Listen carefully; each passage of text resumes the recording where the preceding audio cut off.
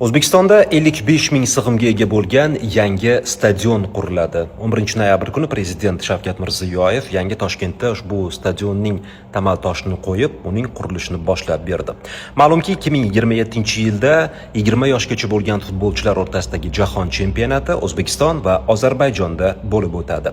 FIFA talablariga ko'ra, yarim final va final uchrashuvlari sig'imi 50 mingdan kam bo'lmagan stadionda o'tkazilishi kerak. Shundan kelib chiqib, yangi stadion qurilmoqda va uning sig'imi aytib o'tganimizdek 55 ming o'ringa mo'ljallangan bo'ladi. U barcha xalqaro talablarga mos keladigan, FIFAning standartlariga to'g'ri keladigan zamonaviy stadion bo'ladi. Uning ko'rinishi haqidagi suratlar internetda e'lon qilindi, ko'rishingiz mumkin. U nafaqat 2027-yil, balki undan keyingi nufuzli musobaqalarga ham xizmat qiladi.